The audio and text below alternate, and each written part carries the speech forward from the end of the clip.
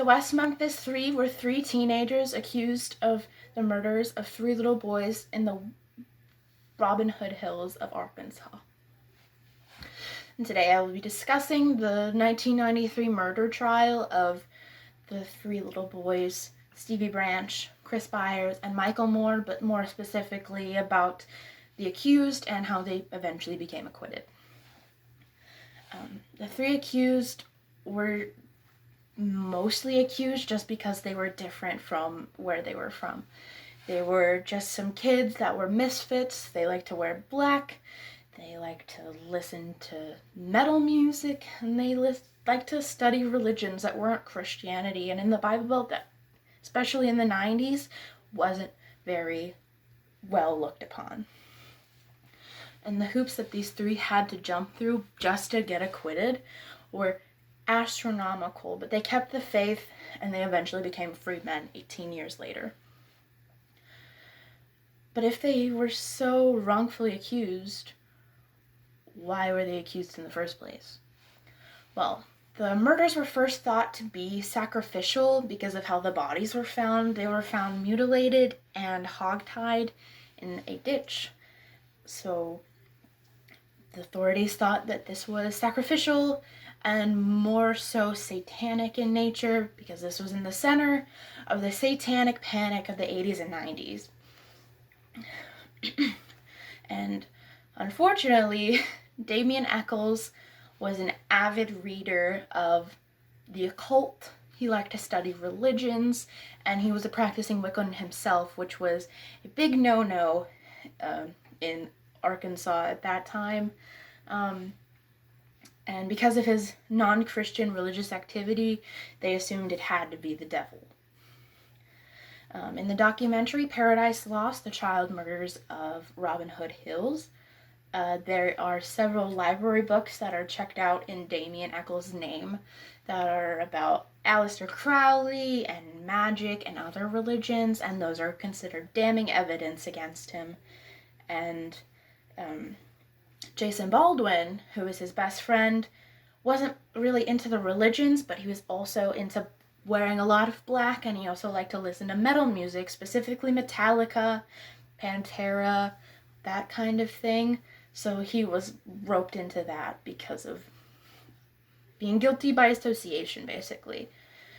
Jesse Misskelley was an outlier in this situation. He wasn't into wearing black, he wasn't into metal music, he was just a good boy trying his best, basically. And he only became a suspect because he was Jason Baldwin's neighbor, and he hung out with Jason Baldwin on occasion. But despite this, he was the only one to give a confession, and it is widely perceived that he was coerced into giving this confession because he has a very low IQ. And his public defender was very adamant that this was a coerced confession from the authorities because they wanted that case closed. They didn't want to work on it. They just wanted it closed and be done with it. What happened through these trials that became so infamous? Well, Jason and Damien's trials were held separately from Jesse's, which doesn't make a whole lot of sense because they all three were considered all in the same ways guilty. The only way that I could possibly think that maybe it would make sense is because Jesse made the confession and the other two did not. Damien and Jason's trial had an occult specialist who had a PhD that was found to be fake. He did not go to any of the classes. He admits to not going to any of the classes, and he got this PhD in the mail. And Jesse's lawyer in his trial argued that his IQ was way too low to have the argument against him.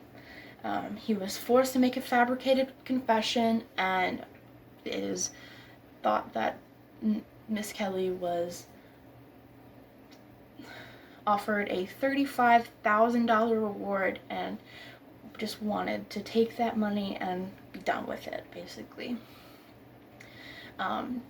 Jason Baldwin and Jessie Misskelley got life sentences, and Damien Echols was given the death penalty. If they had 2 life sentences and the death penalty, how could they get acquitted? Well, they took an Alford's plea, which means that they saved their innocence. They claimed that they were innocent through and through, but they had to keep their guilty sentencing just so that they wouldn't sue the state of Arkansas. DNA from the crime scene was found and was tested against the 3 and was found that it didn't match any 3 of them. But it did, however, match one of the murder victim's stepfathers. And they went through with that, and despite that, they still have it as an unsolved murder case.